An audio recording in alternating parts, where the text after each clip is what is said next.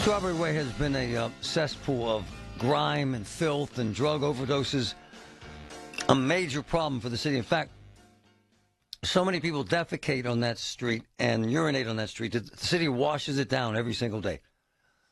And they've promised to get rid of the homeless, but yet the problem never ends.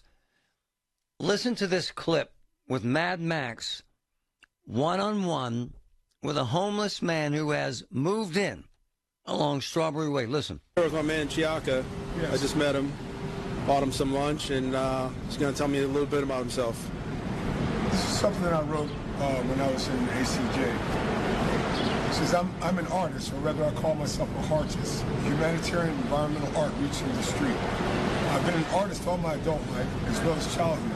I have various skills, all self-taught and practiced daily. To describe my style, you could classify me as an outsider artist, meaning that I am self-taught and have never been formally trained. Art for me is my life and purpose and gift to the world.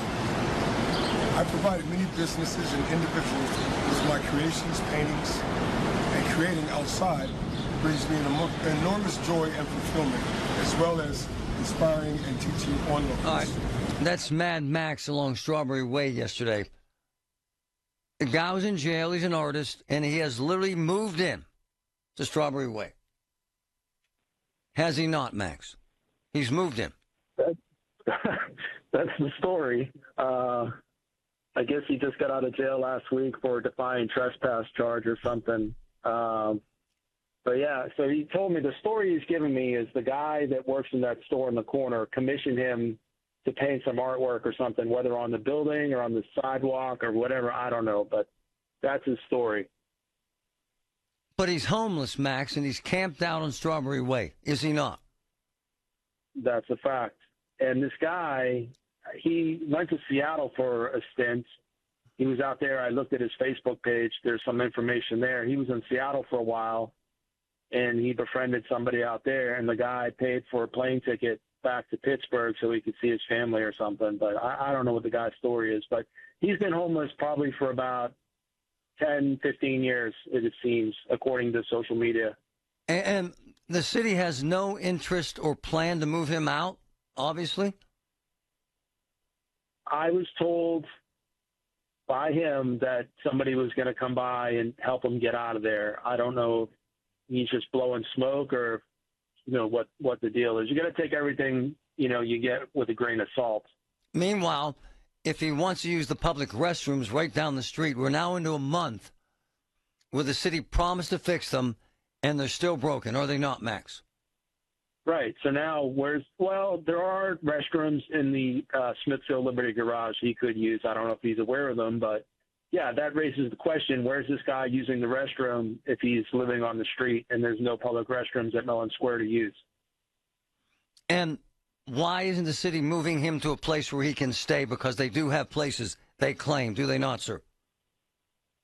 Right. And I asked him that question. I said, has anybody been by to talk to you about a shelter situation? I'm sure there's plenty of places for you to go. But he didn't seem to have any desire to do that. He's kind of happy with his station where he is. And Strawberry Way has been a horrible, horrible mess for Patrick. How many years, Patrick? Going back into COVID, brother. Right? Oh, pre-COVID. Max, there was a ministry there that drug addicts, and it was a horrible scenario. It was really bad then. Forced businesses to close. It's better now, though, isn't it, Max? It's a lot better than what it was. And to your point, back when that was open, it was like Night of the Living Dead. It was. Every night they would all congregate, and they were all zombied out. I mean, we're talking 6 dozen people all strung out. Yep. It was awful, awful. It's why the hot dog joint moved, quite frankly. They ruined his business. Yeah, Denny couldn't stand it. I mean, and rightly so. It was awful. He had people coming in, stealing the tip jar off his desk, grabbing sandwiches and running out. Crapping in the doorway. Every day he had to wash his doorway out. It was just not a good situation. And so now, right there where this all happened, this guy has moved in with no intention of moving along, right?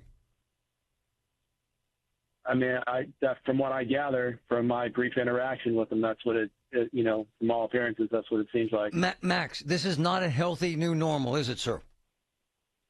It's not. Right. And I kind of have, with Trevin's story about Giant Eagle and the aggressive panhandling inside the store, I have a similar situation in the coffee shop where I had friends visiting from out of town, and this woman approached me asking me to buy her a coffee in the coffee shop as I'm in line. I said no, and then she went to the next people up, who happened to be my friend Paul, and he's a lot kinder than I am. He bought her a coffee.